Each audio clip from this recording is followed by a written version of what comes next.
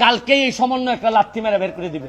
জামাত এবং বিএনপির যারা, এরাই এই দেশের দায়িত্ব নিবে, নিয়ে এই দেশটারে আগের 50 বছর আগের জায়গায় নিয়ে যাবে। কারণ এদের রক্তের মধ্যেই বাংলাদেশ নাই। সাধারণ ছাত্ররা যদি আমাদেরকে বিদায় করে দেয় দিক, কিন্তু সাধারণ ছাত্ররা এই ধরনের নেতৃত্ব তৈরি করে এই ক্ষমতায় আসুক, আমি তো ওয়েলকাম জানাই, আমি তো এদেরই প্রতিনিধি আমি মনে করি। কিন্তু এরা তো জানে না, এরা আবেগ প্রবণ কইরা কোথায় দেশটারে নিয়ে যাচ্ছে। কালকে যদি শেখ হাসিনা যদি না থাকে, পরশুদিন কি আপনি তারেক জিয়ার আইন দিবেন? আপনি কি কারে দিবেন? এই যে 14 জন আর 100 জন সমন্বয়ক আছে, তারা এসে ক্ষমতা নিক, তারা তো ক্ষমতা নিতে পারবে না। তারা কার কাছে নিয়ে ক্ষমতা দিবে এইটাই তো আমি বুঝতে পারি না।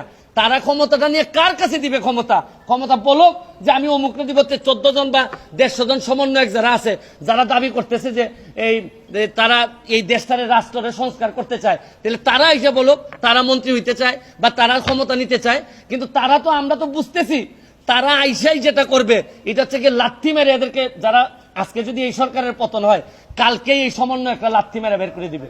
দিয়া জামাত এবং বিএনপির যারা এই ষড়যন্ত্রটা করে এই জায়গা পর্যন্ত আসছে, এরাই এই দেশের দায়িত্ব নিবে, নিয়ে এই দেশটারে আগের 50 বছর আগের জায়গায় নিয়ে যাবে। কারণ এদের রক্তের মধ্যেই বাংলাদেশ নাই।